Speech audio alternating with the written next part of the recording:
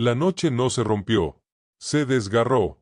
A las 4:17 horas, bajo un cielo sin luna, 37 vehículos, camionetas blindadas, pickups con armazones reforzados, 2 autobuses escolares modificados, se deslizaron como sombras entre los cerros bajos que rodeaban la base militar No. 12, en los límites del estado de Guerrero. No hubo luces. No hubo motores acelerados. Solo el susurro sordo de neumáticos sobre tierra seca y el crujido ocasional de una rama bajo las cadenas de protección anticarro que colgaban de los parachoques delanteros. El operativo llevaba el nombre en clave Crepúsculo Negro.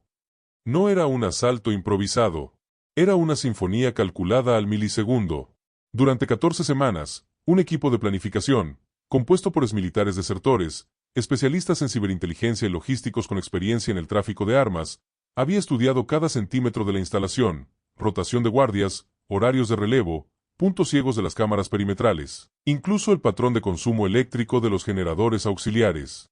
Sabían que la base albergaba un depósito temporal de armamento ligero, fusiles HK-416, lanzagranadas M203 y, lo más valioso, 120 cajas selladas de municiones de precisión 7.62 x 51 mm NATO, destinadas al Batallón de Fuerzas Especiales del Pacífico. Pero eso no era el objetivo principal. El verdadero premio era simbólico, dar un golpe tan audaz, tan devastador, que el Estado mexicano se tambaleara en su propia narrativa de control. 10 minutos antes de la llegada del primer vehículo, un dron comercial, modificado con antenas de interferencia de corto alcance, sobrevoló la zona a 40 metros de altura. Su misión: saturar las frecuencias UHF/VHF utilizadas por las patrullas perimetrales. El corte no fue total, pero sí selectivo. Los teléfonos satelitales militares, Iridium, permanecieron operativos, pero las radios tácticas PRC-152, las que usaban los centinelas en las torres, se llenaron de estática blanca, como si el aire mismo hubiera enmudecido. Dentro, la rutina seguía su curso. En la sala de control subterránea, el sargento Raúl Mendoza revisaba el panel de sensores sin alarma. Las cámaras térmicas mostraban solo el calor residual de los motores apagados de los vehículos estacionados en el estacionamiento administrativo. El radar de corto alcance, diseñado para detectar movimientos en un radio de 800 metros, no registraba anomalías. ¿Por qué habría de hacerlo? Los vehículos enemigos no se habían detenido dentro del perímetro vigilado. Habían hecho algo más inteligente.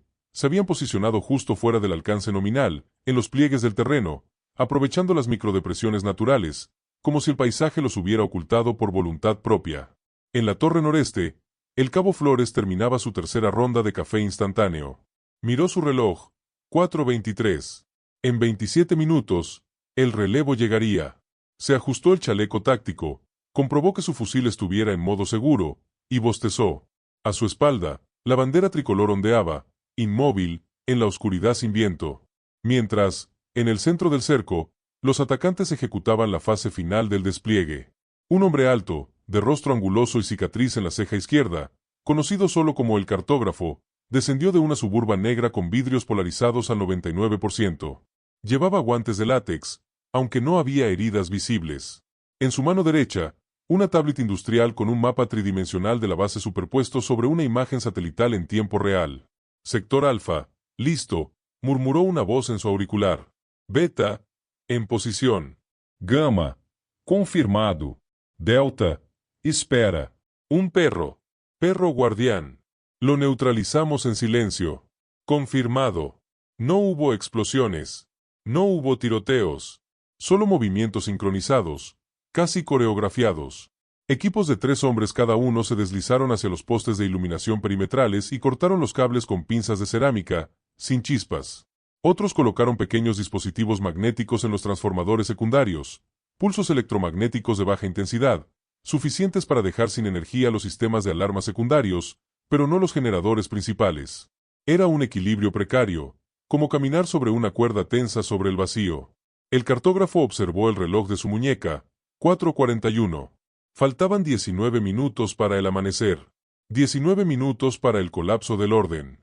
En ese instante, en el interior de la base, el teniente coronel Iván Serrano se despertó con una extraña sensación. No era miedo, era una ausencia. El silencio era demasiado perfecto.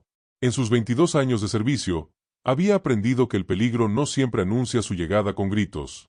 A veces, viene disfrazado de quietud absoluta. Se levantó, Se puso el uniforme de campaña sin insignias, por si acaso, pensó, y caminó hacia el centro de mando. No corrió. No encendió las luces del pasillo, pero sí desenfundó su pistola. Al cruzar la puerta blindada, se detuvo. La pantalla principal mostraba el mapa de sensores. Verde.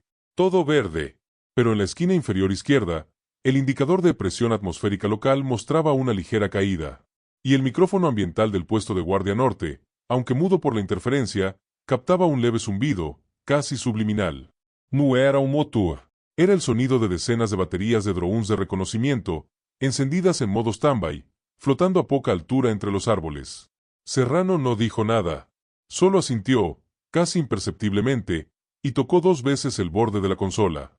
Ese gesto, simple, rutinario para su equipo, activó el protocolo Fénix, nivel 1, vigilancia pasiva con preparación activa. Nadie gritó. Nadie corrió. Pero en menos de 40 segundos, 4 hombres ya estaban en el hangar de aviación, verificando niveles de combustible. 2 técnicos revisaban los sistemas de enlace de datos de los helicópteros Bell 412EP. Y en la torre de control, el operador de radar, fingiendo una falla técnica, desconectó el sistema civil y activó el modo cazador nocturno, un algoritmo clasificado que filtraba interferencias y priorizaba firmas térmicas móviles de tamaño humano o vehicular. Dentro del perímetro, la normalidad seguía siendo una farsa perfectamente interpretada. Afuera, los atacantes creían que el mundo entero dormía. El cartógrafo dio la orden final. Inicien el reloj de cuarzo. Una cuenta regresiva apareció en todas las pantallas táctiles. 0 hora 18 minutos e 59 segundos. 0 hora 18 minutos e 58 segundos. 0 hora 18 minutos e 57 segundos. Cada minuto, un paso más cerca de la historia. Cada segundo, un paso más lejos de la realidad. No sabían que, en el hangar 3, un mecánico acababa de girar una llave inglesa sobre el colector de escape de un MD-530F Cayuse Warrior, no para repararlo, sino para desactivar el silenciador de arranque. No sabían que, en la sala de comunicaciones segura, un operador conectaba una antena direccional al satélite Morelos 3, estableciendo un enlace directo con el cuartel general de la 11ª Zona Militar en Acapulco. No sabían que, mientras ajustaban sus miras telescópicas, un avión Pilatus PC-7, aparentemente en misión de entrenamiento, ya había desviado su rumbo y volaba en círculos amplios a 18.000 pies, con su radar de apertura sintética escaneando toda la región, sin emitir señal alguna. Ellos solo veían tierra. Solo calculaban ángulos de tiro, tiempos de avance, puntos de escape. Había mapeado cada calle, cada zanja, cada puerta. Pero no habían levantado la mirada. Nunca. Y en el cielo, aún invisible, aún en silencio, algo despertaba. Algo con alas. A las 4:48, mientras el reloj de cuarzo marcaba 11 minutos y 52 segundos, el primer error táctico, imperceptible para los atacantes, letal en sus consecuencias, se manifestó no con una explosión, sino con una ausencia, el silencio absoluto en la frecuencia que el cartógrafo había designado como canal de mando secundario. Una banda UHF alternativa, supuestamente limpia, destinada a coordinar el avance de los equipos Gamma y Delta en caso de interferencia masiva, pero esa frecuencia no estaba interferida. Estaba monitoreada, interceptada desde hacía 7 minutos por una estación móvil de inteligencia electrónica instalada en un camión Mercedes-Benz camuflado como unidad de mantenimiento vial, estacionado a 3.2 kilómetros al sureste de la base, en una curva ciega de la carretera Federal 200, donde la topografía natural creaba un efecto embudo, ideal para captar señales débiles. Allí, sentado frente a una consola con 3 pantallas verdes, el capitán de inteligencia Arturo Rendón no sonrió, no. Asintió, simplemente anotó en su libreta: Objetivo 12B confirmado, líder táctico, probablemente exoficial de infantería, uso de jerga técnica estandarizada, vocabulario limitado doctrina FM 3 a 90, sin adaptación al entorno mexicano, indica entrenamiento extranjero, posiblemente Centroamérica o antigua URSS, y entonces, con un gesto mínimo, levantó el pulgar derecho, señal que fue transmitida vía fibra óptica subterránea, no inalámbrica, para evitar detección, al centro de mando principal. Activando la fase 2 del protocolo Fénix, identificación y localización pasiva de amenaza, un paso previo y crucial antes de cualquier respuesta visible. Dentro de la base, nadie corría, nadie gritaba órdenes, pero cada sistema estaba ya en modo de alerta escalonada. Los sensores sísmicos enterrados a lo largo del perímetro comenzaron a filtrar el ruido ambiental, el viento, los roedores, el crujido de las ramas, y a enfocarse únicamente en patrones de vibración consistentes con grupos de Personas caminando en formación cerrada o vehículos detenidos con motor encendido en punto muerto, una técnica desarrollada tras los ataques a bases en Michoacán en 2019.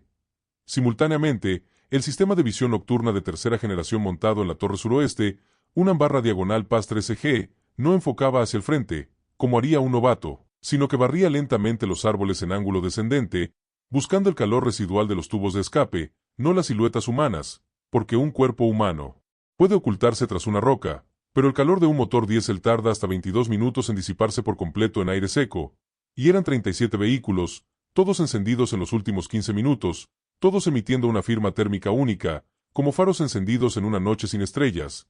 En la sala de análisis táctico, un algoritmo, diseñado por ingenieros del C4 y de la Sedena en colaboración con el Instituto Politécnico Nacional, superpuso esas firmas con el mapa topográfico LIDAR actualizado hace solo 72 horas, y en menos de 9 segundos generó un modelo tridimensional del cerco, posiciones exactas, distancias entre nodos, zonas de solapamiento de fuego, incluso la probabilidad de que cada vehículo transportara armamento pesado según su distribución de peso térmico, los más calientes en la parte trasera, probablemente ametralladoras montadas, los más fríos en el centro, posiblemente explosivos plásticos C4, cuya temperatura se mantiene estable por su composición química. Y fue ahí, en ese instante, que el teniente coronel Serrano comprendió la magnitud de la soberbia del enemigo. Habían planeado un asalto terrestre de alta intensidad, con sincronización milimétrica, con supresión electrónica avanzada, con infiltración previa de al menos 2 semanas según los patrones de movimiento detectados en imágenes satelitales comerciales adquiridas por la DIM, Dirección General de Inteligencia Militar, pero no habían considerado ni una sola variable aérea, ni siquiera como amenaza secundaria, como si el cielo fuera un vacío, como si México no contara con una fuerza aérea operativa, entrenada y equipada con sistemas de mando y control integrados bajo la doctrina mano firme, cielo vigilante implementada desde 2021. En sus mapas tácticos, no había marcado ni una sola ruta de aproximación aérea, ni un punto de referencia para defensa antiaérea ligera, porque no llevaba manpads, no tenía misiles tierra-aire, ni siquiera ametralladoras de 12.7 milímetros en posición antiaérea, como si creyeran que, una vez cortadas las comunicaciones terrestres, el mundo se redujera a 2 dimensiones, tierra y fuego, pero el mundo no es plano, y el ejército mexicano no opera en plano. Desde 2018, cada base de mediana y alta importancia cuenta con un nodo aéreo táctico móvil, NATM, una unidad autónoma de 3 técnicos y un oficial de enlace, capaz de coordinar operaciones aéreas sin depender de la red central, usando enlaces por láser terrestre y satélites geoestacionarios de respaldo. Ese nodo ya estaba activo en la base 12, y su operador, la teniente Verónica Cruz, una expiloto de helicóptero con 1.200 horas de vuelo en zonas de conflicto, había establecido contacto visual silencioso con el PC-7 que orbitaba a 18.000 pies, cuyo piloto, el mayor Esteban Lozano, llevaba ya 20 minutos grabando video de alta resolución de todo el perímetro, identificando vehículos, contando cabezas por ventanas, incluso detectando el destello intermitente de una linterna roja usada para señales manuales entre los equipos de avanzada, una luz que, para un ojo entrenado en la oscuridad, es tan visible como un faro, y lo más irónico, lo más trágico del plan de los atacantes, era que habían invertido recursos considerables en neutralizar lo que creían era la mayor amenaza. Los vehículos blindados estacionados en el patio de maniobras, 2 BTR-61 HMMW con torreta TOW, por eso habían asignado a su unidad de sabotaje la misión de colocar cargas de demolición controlada bajo los chasis, cargas diseñadas para inutilizar las transmisiones sin detonar los depósitos de combustible, pero no sabían que esos vehículos estaban vacíos, que eran señuelos tácticos, parte de un protocolo de disuasión psicológica llamado Operación Espejo, implementado tras un intento similar en Sonora en 2023.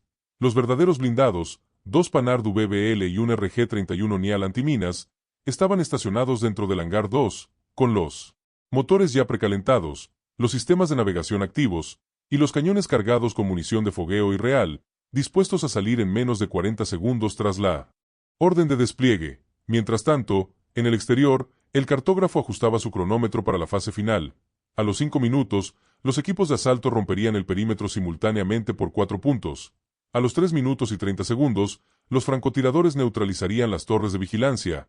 A los 1 minuto, los vehículos de apoyo forzarían la puerta principal con un ariete improvisado montado en una camioneta Ford F-350, y a las 5:06 exactamente, con el primer rayo de sol iluminando la fachada este de la base, izarían una bandera negra con un símbolo geométrico dorado sobre el asta principal, una imagen que, según sus cálculos, estaría circulando por redes sociales antes de que el gobierno pudiera emitir un comunicado, pero lo que no figuraba en ningún cronograma en ningún mapa, en ninguna simulación táctica que hubieran corrido en sus laptops blindadas. Era el hecho de que, a las 4:52 y 19 segundos, el hangar 3 emitía su primera señal de vida, la puerta corrediza, accionada manualmente para evitar rastros electromagnéticos, comenzaba a abrirse con un crujido casi inaudible, revelando el perfil bajo y agresivo de dos helicópteros MD-530F Cayuse Warrior, cuyos rotores, aún inmóviles, reflejaban la luz de las estrellas como cuchillas de acero pulido, y en la cabina del primero, el piloto, el sargento primero Héctor Mendizábal, ajustaba sus gafas de visión nocturna, no para ver en la oscuridad, sino para prepararse para el momento en que la oscuridad se rompiera, no por el sol, sino por el fogonazo de los cohetes no guiados Hydra-70 que, en menos de 10 minutos, saldrían de sus lanzadores bajo las alas, no como primer golpe, sino como advertencia final, porque la Sedena no respondía con furia ciega, respondía con escalones, con proporcionalidad calculada, con la intención no solo de neutralizar, sino de demostrar, de dejar una lección escrita no en sangre, sino en el terreno mismo, en el caos organizado de una emboscada que se convierte en trampa para quien la tendió, y, así, mientras los atacantes respiraban hondo, apretaban sus gatillos en seco, y se repetían frases de motivación aprendidas en campamentos remotos. Dentro de la base, un solo hombre, el comandante Serrano, caminaba lentamente hacia la puerta principal, no para defenderla, sino para abrirla ligeramente, apenas 5 centímetros, lo suficiente para que el viento de la madrugada entrara, fresco y cargado de olor a tierra mojada, y también para que, cuando los primeros disparos sonaran, como inevitablemente sonarían, la puerta pudiera abrirse del todo en menos de un segundo, permitiendo la salida coordinada de los equipos de respuesta rápida, guiados no por instinto, sino por las coordenadas precisas que, en ese mismo momento, la teniente Cruz transmitía en voz baja, con calma absoluta, a cada jefe de escuadrón. Alfa 1. Enemigo a 280 metros, norte-noroeste, 3 hombres detrás de roca sedimentaria, uno con fusil de precisión, probablemente Dragunov, Beta 2, vehículo blindado. Falso comprometido, objetivo real, camioneta blanca con toldo, 420 metros al este, calor en cabina trasera indica presencia de múltiples individuos. Gamma 1, francotirador confirmado, torre de agua abandonada, 750 metros, usar cobertura arbórea para aproximación sigilosa, y mientras esas palabras viajaban por el aire, encriptadas, inaudibles para el enemigo, el mayor Lozano, en su PC-7, iniciaba un descenso gradual, no para atacar, sino para posicionarse en la capa de inversión térmica, donde el sonido viaja con mayor claridad hacia el suelo, preparándose para lo que vendría después, no el rugido de los motores, sino el silencio que lo precede, el momento en que el cielo deja de ser vacío y se convierte en presencia, en dominio, en sentencia. A las 5:03 y 44 segundos, cuando el reloj de cuarzo del cartógrafo marcaba 2 minutos y 16 segundos y sus hombres ya habían cruzado la línea imaginaria a 500 metros del perímetro, el punto sin retorno según su doctrina, el cielo, hasta entonces una bóveda pasiva de estrellas agonizantes, se convirtió en arma. No hubo aviso, no hubo sirenas, solo el primer movimiento. La puerta del hangar 3, ya abierta por completo, reveló no 2, sino 4 siluetas metálicas, los 2 MD-530F más 2 Bell 412EP recién sacados de mantenimiento preventivo, cuyos rotores, ahora en giro lento de arranque, comenzaron a cortar el aire con una frecuencia baja, casi subliminal, como el latido de un corazón gigantesco despertando bajo tierra. Pero lo decisivo no fue el despegue, sino lo que lo precedió, un impulso de datos cifrado, emitido desde la torre de control mediante un láser de baja potencia dirigido al PC-7 en vuelo, que activó el Sistema Integrado de Dominio Aéreo, SIDA, un protocolo que sincroniza sensores terrestres, aéreos y satelitales en una única red de conciencia situacional. En menos de 8 segundos, cada operador en tierra, desde los francotiradores hasta los conductores de blindados, recibió en sus visores tácticos una superposición en tiempo real, puntos rojos parpadeantes sobre el terreno, etiquetados con códigos de amenaza, A1, francotirador confirmado, A2, vehículo con armamento pesado, A3, líder táctico, todos actualizados cada 1.3 segundos según los datos del radar aerotransportado del PC-7 y las cámaras térmicas de los helicópteros ya en fase de despegue vertical. Y entonces, a las 5:04 y 11 segundos, ocurrió el primer desgarro en la ilusión de control de los atacantes. El equipo Gamma, posicionado a 380 metros al noreste para neutralizar la torre de vigilancia, reportó, con voz entrecortada, sin estática esta vez, solo pánico puro, contacto visual aéreo, rumbo 270, velocidad estimada 120 nudos, perfil bajo, no identificado. Era el PC-7, descendiendo en espiral silenciosa, sin luces, sin transponder, ahora apenas 1200 pies, sobrevolando la línea de árboles como una sombra alargada, su radar de apertura sintética mapeando no solo posiciones, sino intenciones. Un grupo de 3 hombres agachados, con armas apuntando hacia arriba, indicaba preparación para tiro antiaéreo ligero, algo que el sistema interpretó como amenaza inminente de nivel 3, lo suficiente para autorizar la transición al nivel de respuesta escalonada 2. En tierra, el teniente coronel Serrano no dio la orden de abrir fuego, dio la orden de iluminar, y entonces, desde las 4 esquinas del perímetro, 4 reflectores tácticos de 50.000 lúmenes, alimentados por generadores independientes enterrados bajo capas de amortiguación acústica, se encendieron simultáneamente, no apuntando al cielo, sino al suelo, creando 4 conos de luz blanca cegadora que convergían en el centro del cerco, transformando la penumbra en un escenario teatral donde cada movimiento, cada rostro, cada arma quedaba expuesto, congelado en el haz como insectos bajo un microscopio. Fue en ese instante, bajo esa luz implacable, que los atacantes levantaron la vista, no por estrategia, sino por instinto, por terror, y vieron lo que sus mapas nunca incluyeron, no 1, no 2, sino 6 aeronaves en el aire en menos de 30 segundos. Los 2 Cayuse ya en vuelo estacionario a 200 pies, armados con lanzacohetes de 2.75 pulgadas y ametralladoras de 7.62 milímetros, los 2 Bell 412 EP, ascendiendo en formación de cuña, listos para transporte táctico y fuego de supresión. El PC-7, ahora en vuelo rasante a 500 pies, actuando como ojo y cerebro del operativo, y, como refuerzo sorpresa, un caza C-212 Aviocar, despegado desde la base aérea de Huamuxtitlán hacía 15 minutos, cuya puerta trasera se abrió para desplegar 2 paracaidistas de la Brigada de Fuerzas Especiales, no para saltar, sino para operar un sistema de interferencia direccional de alta potencia, capaz de bloquear todas las frecuencias no encriptadas en un radio de 3 kilómetros, incluyendo las de los drones comerciales que los atacantes usaban para reconocimiento, y fue esa interferencia la que rompió por completo la cadena de mando. Las radios estallaron en ruido blanco, los teléfonos satelitales, los pocos que aún funcionaban, perdieron señal, y los mensajes por aplicación cifrada dejaron de entregarse. De pronto, cada equipo estaba solo, aislado, rodeado de luz, con el cielo lleno de máquinas que giraban, se desplazaban, se comunicaban en silencio, mientras ellos, en tierra, solo podían oír sus propias respiraciones aceleradas, el crujido de sus botas al retroceder instintivamente, y el sonido sordo de un fusil que se cae al suelo, abandonado por quien ya no cree en la victoria, solo la supervivencia. El cartógrafo, aún en su Suburban, golpeó la pantalla de su tablet, ahora congelada en un error de conexión, y gritó una sola palabra: cielo, no como pregunta, sino como epifanía. Tardía, como maldición, como confesión. Pero era demasiado tarde. Los Cayuse iniciaron su aproximación final, no en picada, no con agresividad innecesaria, sino en un patrón de presencia táctica.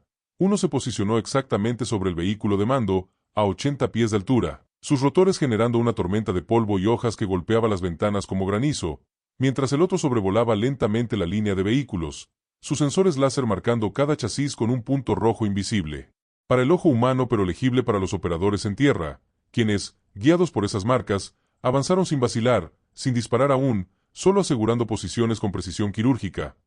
En la torre de agua abandonada, el francotirador, al ver la sombra del Bell 412 EP acercarse, intentó disparar un solo tiro, desesperado. Pero el proyectil se perdió en el vacío, y antes de que pudiera recargar, una voz calmada, transmitida por un altavoz direccional montado en el helicóptero, le ordenó, en español claro, sin acento, sin emoción: deposite el arma. Manos arriba. No será dañado si obedece, y él, como muchos otros en los siguientes minutos, obedeció, porque la superioridad aérea no se midió en explosiones, sino en control absoluto del espacio. Los helicópteros no solo veían todo, sino que decidían que verían los demás. Sus luces estroboscópicas, sincronizadas con los reflectores terrestres, creaban destellos intermitentes que inducían desorientación visual, un efecto psicológico conocido como ceguera por fragmentación temporal, que reduce la capacidad de reacción en un 60%. Sus movimientos no eran aleatorios, sino coreografiados para maximizar la exposición del enemigo mientras minimizaban su propia silueta frente a posibles francotiradores. Incluso el viento generado por los rotores fue usado como herramienta. Los técnicos en tierra, entrenados en meteorología táctica, calcularon la dirección del viento superficial y coordinaron los desplazamientos aéreos para que el flujo descendente arrastrara el olor a combustible, a sudor, a miedo, directamente hacia las posiciones de los atacantes, intensificando la sensación de asedio. Y lo más devastador, lo que quebró la moral más que cualquier arma, fue la ausencia de resistencia visible. No había soldados corriendo, no había disparos de advertencia, no había gritos de combate, Solo movimientos precisos, silenciosos, implacables, como si la base entera fuera un organismo vivo que, tras detectar una infección, activara sus defensas sin alarma, sin pánico, con la frialdad de un sistema inmunológico bien entrenado.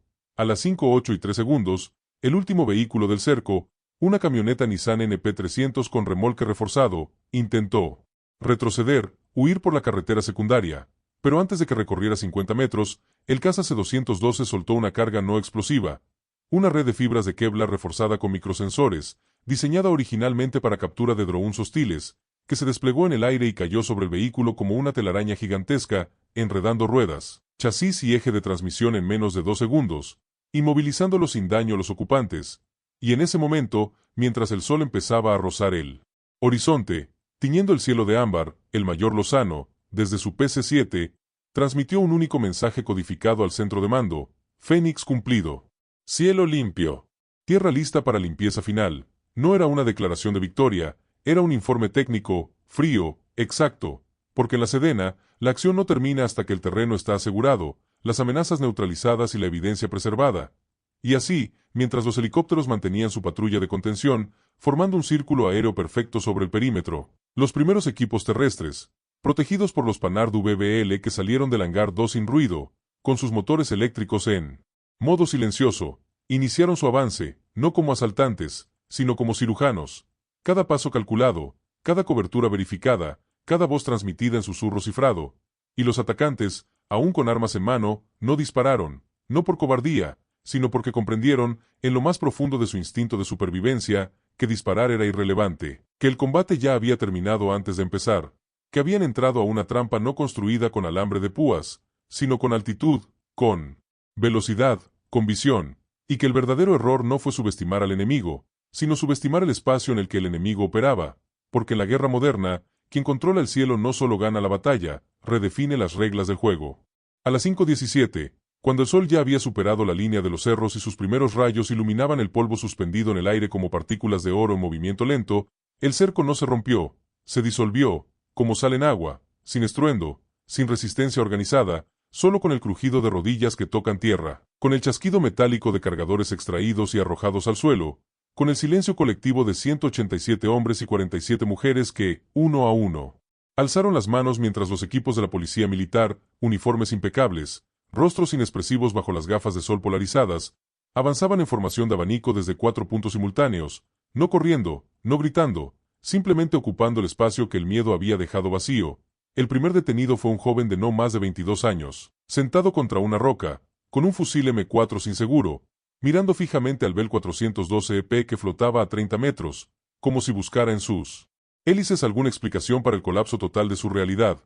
No opuso resistencia cuando el cabo Ruiz le quitó el arma, le colocó las esposas de nylon, y le indicó con un gesto mínimo que caminara hacia el centro de acopio improvisado, un área del estacionamiento administrativo ahora delimitada por cintas fluorescentes y vigilada por 2 RG-31 Niala con sus torretas giratorias apuntando al suelo, en señal de no confrontación. Le siguieron otros, en oleadas silenciosas, un hombre mayor, con barba entrecana y cicatrices de quemaduras en el antebrazo, posiblemente exartillero, que entregó un lanzacohetes RPG-7 con el cañón aún frío, como si nunca hubiera planeado usarlo, una mujer de complexión fuerte, con uniforme táctico sin insignias pero con parches cosidos a mano, un águila bicéfala y una cita del Corán en árabe, que al ser cacheada reveló 3 teléfonos satelitales desmontables y una libreta con coordenadas criptografiadas, probablemente enlace logístico regional, y, luego, en la suburba negra, inmovilizada bajo las constante de un reflector móvil, el cartógrafo, con las manos ya esposadas detrás de la espalda, no suplicó, no negó, solo preguntó, con voz calmada, al teniente que le leyó sus derechos. ¿Cuándo supieron? Y el teniente, sin pausa, sin odio, simplemente respondió, desde que decidieron no mirar hacia arriba. Y en esa frase, simple y devastadora, quedó resumido todo: no hubo traición interna, no hubo filtración de inteligencia, no hubo error de ejecución en el campo. El fallo fue previo, conceptual, filosófico. Creer que una operación de tal magnitud podía planearse ignorando una dimensión entera del campo de batalla. Mientras los detenidos eran conducidos en grupos de 10 hacia los camiones cisterna blindados, reconvertidos temporalmente en unidades de traslado seguro, con compartimentos individuales y monitoreo biométrico básico, los equipos forenses comenzaron su trabajo con la precisión de relojeros suizos. Cada vehículo fue numerado, fotografiado en 360 grados con drones estacionarios, y sometido a un escaneo LIDAR que generó un modelo digital forense en menos de 7 minutos por unidad. En la camioneta Ford F-350 con el ariete improvisado, una viga de acero reforzada con placas de tungsteno, encontraron no solo herramientas de corte térmico y explosivos plásticos C4, sino también mapas impresos con anotaciones manuscritas en urdu y árabe, firmados con un sello circular que contenía las iniciales JIS y una fecha, Ramadán 1445. En el autobús escolar modificado, tras remover un doble fondo bajo los asientos traseros, descubrieron 26 chalecos tácticos nuevos, aún con etiquetas de fabricante pakistaní, 180 fusiles AK-103 ensamblados pero sin munición, y 3 cajas selladas con el logo de una empresa fantasma registrada en Belice, cuyo contenido, revelado tras autorización judicial inmediata, eran sistemas GPS militares rusos GLONASS M3, capaces de operar en modo negado, diseñados para guiar drones kamikaze de mediano alcance. El conteo final, transmitido por radio segura a las 5:42, fue de 234 detenidos, todos vivos, todos sin heridas de bala, solo algunos con raspones menores por caídas durante la desbandada inicial, entre ellos, 22 con antecedentes militares confirmados, 10 desertores del ejército mexicano entre 2018 y 2023, 7 exintegrantes de Fuerzas Especiales de Colombia y 1 de Afganistán, 9 con entrenamiento comprobado en campos de Siria e Irak entre 2015 y 2017, y 14 con vínculos documentados a estructuras logísticas del Cártel de Sinaloa y el Cártel Jalisco Nueva Generación, no como sicarios, sino como proveedores de servicios técnicos de alto nivel. Los líderes identificados fueron 5, además del cartógrafo, un estratega financiero, detenido en una camioneta blanca con doble fondo lleno de efectivo en dólares, euros y yuanes, un especialista en ciberataques, cuyo laptop, aún encendido, mostraba una ventana abierta con el panel de control de un ransomware personalizado diseñado para inutilizar sistemas CADA militares, y 2 coordinadores de terreno, hermanos gemelos originarios de Michoacán, cuyos tatuajes en el cuello, una brújula y una espada cruzada, coincidían con los símbolos usados en comunicados cifrados interceptados meses atrás por la DIM. No hubo ejecuciones sumarias, no hubo interrogatorios en el lugar, no hubo humillaciones públicas. Cada detenido fue registrado con guantes de nitrilo, sus pertenencias etiquetadas con códigos QR vinculados a su número de caso, y trasladado bajo custodia directa del Estado Mayor de la Defensa, con copia inmediata de los protocolos de derechos humanos entregada a la Comisión Nacional de los Derechos Humanos y a la Fiscalía General de la República. Mientras esto ocurría, los helicópteros no regresaron a tierra, permanecieron en vuelo estacionario en un patrón hexagonal de 1.5 kilómetros de diámetro. No por amenaza residual, el terreno ya estaba limpio, sino como presencia disuasoria, como recordatorio visual para cualquiera que, desde las colinas circundantes, pudiera estar observando con binoculares o drones comerciales, que el cielo seguía siendo territorio soberano, que la respuesta no terminaba con la rendición, sino que se extendía en el tiempo y el espacio. A las 6:03, el último vehículo del cerco, la Nissan NP300 atrapada bajo la red de Kevlar, fue liberado por técnicos especializados que, con tijeras cerámicas y guantes dieléctricos, cortaron las fibras sin dañar la carrocería, revelando en su interior no armamento, sino un sistema de comunicaciones satelital portátil, una batería de litio de alta densidad y un maletín con 5 pasaportes falsos de la Unión Europea, todos con la misma fotografía. El cartógrafo, bajo diferentes nombres, diferentes fechas, diferentes identidades, como si su verdadero rostro fuera el de un hombre que ya había muerto varias veces antes de esta mañana, y mientras los camiones con los detenidos se alejaban por la carretera federal, escoltados por 2 Humvees y un caza C-212 en vuelo bajo de cobertura, en la base, el teniente coronel Serrano caminó solo hasta el centro del estacionamiento, donde yacían los 234 cargadores extraídos, alineados en filas perfectas sobre una lona negra, como ofrenda silenciosa a la estupidez táctica. No los contó, ya sabía el número, solo los observó, uno por uno, notando las diferencias. Algunos desgastados, otros nuevos, algunos con marcas de fabricación rusa, otros con sellos iraníes, otros con números de serie raspados pero aún legibles bajo luz UV.